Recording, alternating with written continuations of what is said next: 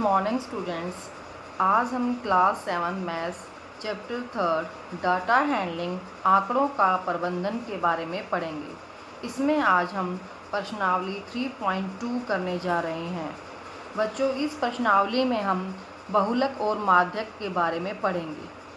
सबसे पहले बहुलक क्या होता है? सभी प्रेक्षणों के एक समूह का बहुलक वह प्रेक्षण है जो सबसे अधिक बार आता है।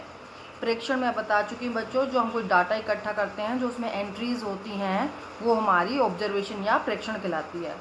जो एंट्री सबसे ज़्यादा बार आती है वो हमारा क्या होता है? बहुलक। बहुलक यानी बहुत ज़्यादा बार आने वाली एंट्री या ऑब्जर्वेशन। अब इसमें प्रश्न है, क्या संख्याओं के एक समूह में दो बहुलक हो सकते हैं? हाँ, बिल्कुल हो सकते हैं। संख्याओं के एक समूह में एक से अधिक बहुलक हो सकते हैं। अगर दो entry same number of times repeat होती है तो यानी उसमें ज़्यादा बहुलक हैं। दो एंट्री सेम नंबर है तो उसमें दो बहुलक होंगे। अब हम प्रश्नावली में ऐसे प्रश्न को देखेंगे। फिर है माध्यक। माध्यक को हम मीडियन भी बोल सकते हैं और बहुलक को मोड इंग्लिश में। आंकड़ों को आरोही क्रम में व्यवस्थित करने पर उनके मध्य बीचों बीच आने वाला प्रेक्षण क्या कहलाता है? माध्यक कहलाता है। अब हम प्रश्नावली के प्रश्न देखते हैं, उससे आप और अच्छे से समझ जाओगे। जैसे पहला प्रश्न है, गणित की परीक्षा में 15 विद्यार्थियों के द्वारा प्राप्त अंक इस प्रकार दे रखे हैं। देखो बच्चों, ठीक है।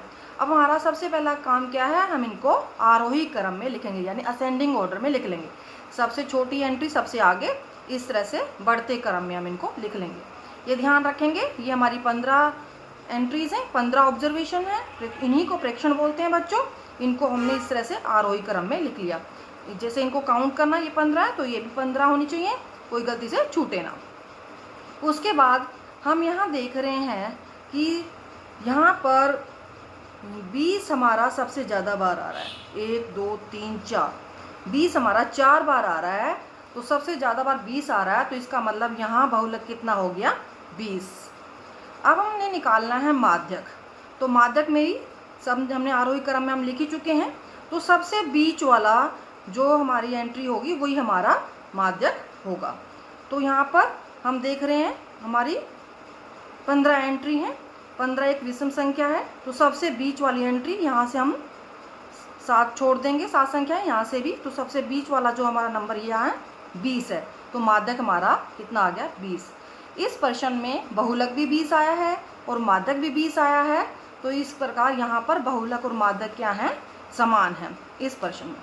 बच्चों, इस क्वेश्चन में हमने ये देखा, जो माध्यक हम निकाल रहे हैं यहाँ पर n हमारा 15 था। 15 एक विषम संख्या है, तो हम बीच वाली संख्या आसानी से प्राप्त कर पा रहे थे। लेकिन हमारे पास कई बार इस प्रकार के प्रश्न भी आ जाते हैं जब हमारी संख्याएं विषम ना होकर सम हो, यानी कि इवन नंबर में हमें ये प्रेक्षण दे रखे हों।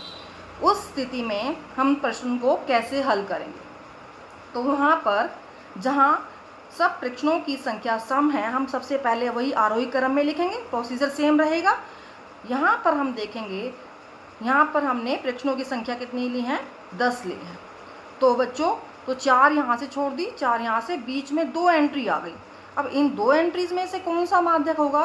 तो उसके लिए क्या करेंगे, हमने दोनों एंट्रीज को लेना है, दोनों प्रेक्षणों को लेना है और उनको जमा करना है और फिर 2 से भाग करेंगे।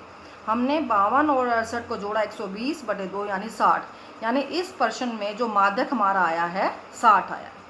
तो इस प्रकार बच्चों, सम संख्या आने पर हम जो बीच में 2 प्रेक्षण होते हैं उनका एक तरह से औसत निकाल लेते हैं हम, वो हमारा क्या होता है? माध्यक। और इसी प्रकार आप प्रश्नावली का दूसरा क्वेश्चन भी सोल्व करेंगे, जिसमें माध्यक और बहुलक निकालना है। माध्यक निकालना हम अपनी पहली वीडियो में या 3.1 में सीख चुके हैं। अब हम देख रहे हैं प्रश्न नंबर 3। कक्षा 7वीं के 15 विद्यार्थियों का वेट दे रखा है, भार दे रखा है। इसमें भी सेम माध्यक और बहुलक निकालना है, तो प्रोसीजर हमारा सेम ही रहेगा। सबसे पहले हम इसको आरोही क्रम में लिख लेंगे और यहाँ पर देखिए बच्चों, यहाँ पर हमारा 15 है, तो मैंने छोटा छोटा 1 to 7 यहाँ भी लिखा और यहाँ से भी 1 to 7 लिखा है, तो सबसे बीच वाली एंट्री हमारी 40 है, तो माध्यक हमारा कितना हो गया 40 यानी 40। और यहाँ पर बच्चों हम देख रहे हैं बहुलक के लिए जो 38 है ये 3 बार आ रहा है और जो 43 है वो भी 3 बार आ रहा है। तो यहाँ पर 38 और 43 दोनों 3 बार आ रहे हैं, तो इस प्रश्न में हमारे 2 बहुलक हैं। तो यहाँ पर 38 और 43 2 बहुलक हैं। तो बच्चों इस प्रकार इस प्रश्नावली ये प्रश्नावली हमारी पूरी होती है। इस प्रश्नावली में हमने माध्यक और बहुलक निकालना सीखा। तो इसी के साथ बच्चों थैंक यू।